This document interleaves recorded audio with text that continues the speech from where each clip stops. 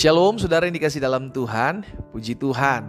Hari ini kembali lagi saya menyapa setiap umat Tuhan dalam program Bible and Coffee.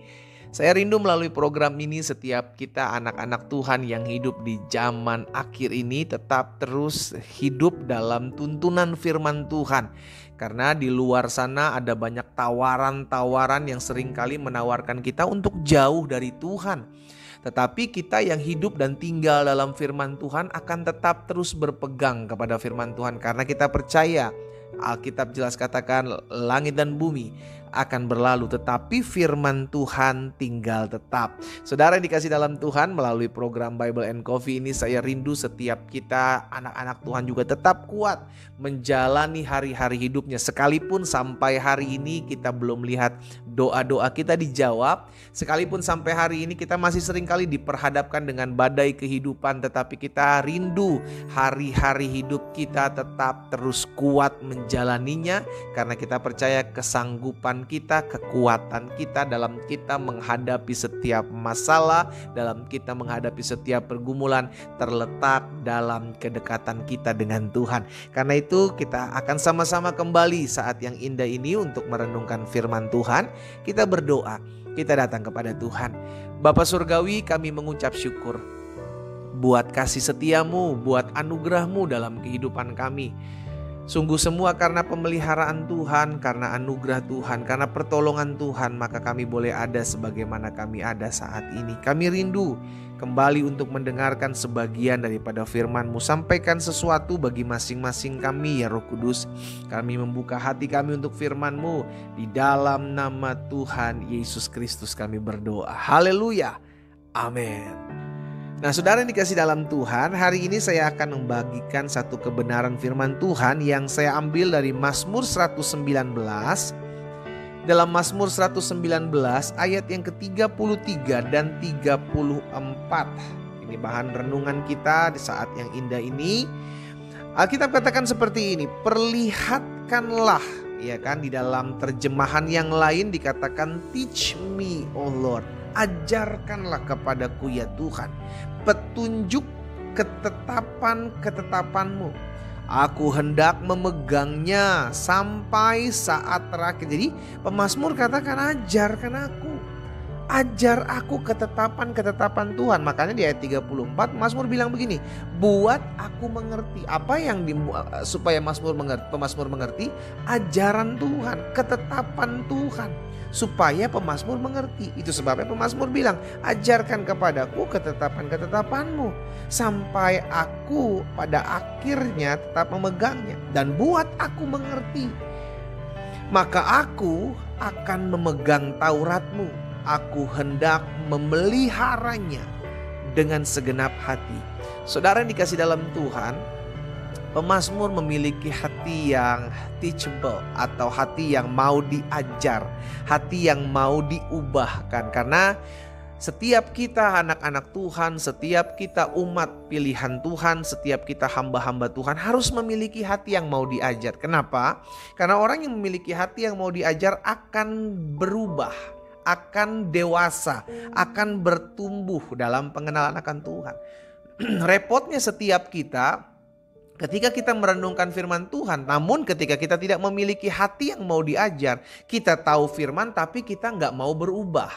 Itu sebabnya banyak orang percaya yang sudah mengenal Yesus puluhan tahun tetapi karakternya tidak berubah-berubah. Tetap masih tukang ngegosip, tetap masih kasar sama istri, tetap masih jadi pemberontak, tetap masih suka nipu orang. Kenapa? Karena gak teachable gitu loh. Karena gak mau diajar. Saudara dikasih dalam Tuhan, pemazmur mengajar setiap kita untuk selalu memiliki hati yang mau diajar. Ya, di dalam Mazmur 25 juga pemazmur katakan di ayat yang kelima, bawalah aku berjalan dalam kebenaran-Mu dan ajarlah aku.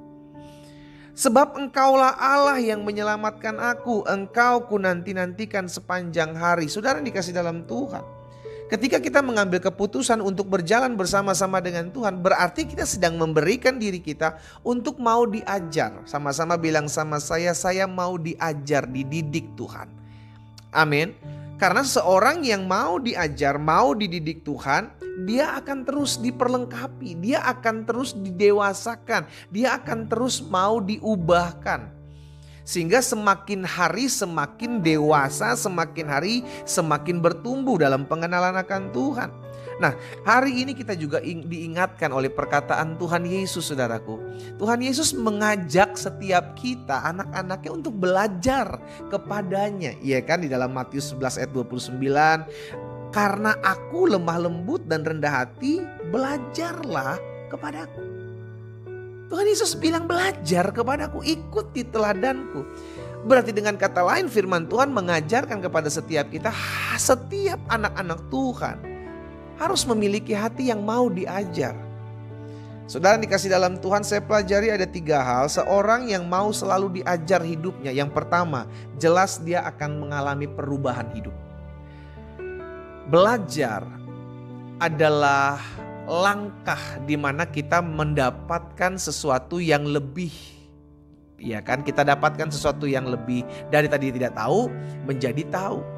Itu proses belajar, saudara dikasih dalam Tuhan. Sehingga ketika kita memiliki hati yang mau diajar, maka kita semakin hari semakin disempurnakan, semakin hari semakin didewasakan, dan hidup kita akan mengalami pertumbuhan. Kenapa ada anak-anak Tuhan yang mengalami stagnasi dalam kekristenan, dalam kerohanian? Karena nggak memiliki hati yang mau diajar. Dapatkan firman Tuhan tentang pertobatan, masih mengeraskan hati. Mendapatkan firman Tuhan tentang mengampuni, tetap masih keraskan hati. Nggak teachable, nggak mau diajar. Ya, jadi yang pertama, seorang yang mau selalu diajar, maka hidupnya akan mengalami perubahan, mengalami kedewasaan. Yang kedua, seorang yang mau selalu diajar akan memiliki kepekaan hati atau peka akan suara Tuhan.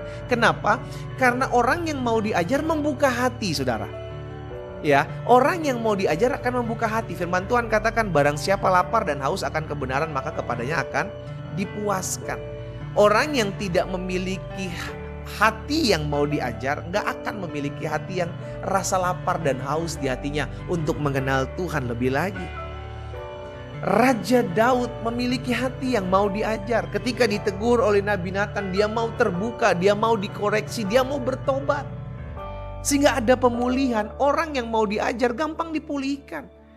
Orang yang mau diajar hati dan hidupnya gampang sekali mengalami terobosan. Tetapi sebaliknya, orang yang gak rindu memiliki hati untuk mau diajar akan tidak pernah mengalami kemajuan dalam kerohaniannya. Jadi yang kedua, seorang yang mau selalu diajar hidupnya, maka akan memiliki kepekaan hati, memiliki kepekaan akan suara Tuhan. Karena hatinya terbuka. Siap dikoreksi, siap diajar, siap dibentuk, siap dituntun dan diarahkan oleh seluruh kebenaran firman Tuhan. Dan yang ketiga, yang terakhir, seorang yang mau selalu diajar, maka hidupnya automatically akan dapat menjadi berkat bagi banyak orang. Saudara yang dikasih dalam Tuhan, di dalam Yesaya pasal 50 ayat yang keempat, firman Tuhan katakan, Tuhan Allah telah memberikan kepadaku lidah seorang murid. Murid itu selalu mau belajar. Tuhan menghendaki setiap kita memiliki lidah seorang murid. Supaya apa? Alkitab katakan, supaya dengan perkataan aku dapat memberi semangat baru kepada orang yang letih lesu. Setiap pagi ia mempertajam pendengaranku untuk mendengar lagi-lagi seperti seorang murid. Kita ini murid-muridnya Tuhan Yesus, yang seharusnya memiliki hati, memiliki lidah, memiliki telinga yang selalu mau diajar. Dampaknya adalah hidup kita bisa jadi berkat buat orang lain. Mari anak-anak Tuhan yang rindu untuk selalu mau memiliki hati diajar, kita berdoa. Bapa, dalam nama Tuhan Yesus, terima kasih karena firman-Mu tatkala kami renungkan, kami dapatkan sesuatu dan kami mau belajar di dalamnya untuk mau diubahkan, untuk mau dididik, untuk mau diarahkan dalam setiap ketetapan yang Tuhan ajarkan bagi setiap kami tatkala kami merenungkan firman-Mu. Hamba berdoa buat setiap umat Tuhan, jadikan kami murid-murid Tuhan yang mau diajar, mau diubahkan, mau didewasakan setiap kali kami merenungkan firman-Mu. Sembuhkan yang sakit Allah. Kami percaya bilur-Mu menyembuhkan mereka. mereka yang berbeban berat, mereka yang sedang memiliki kerinduan untuk mengalami terobosan dalam hidupnya. Biarlah Tuhan campur tangan dalam hari-hari hidup mereka, sehingga mereka terus mengalami kasih setia dan kemurahan Tuhan. Di dalam nama Tuhan Yesus, hamba berdoa dan hamba ucapkan berkat.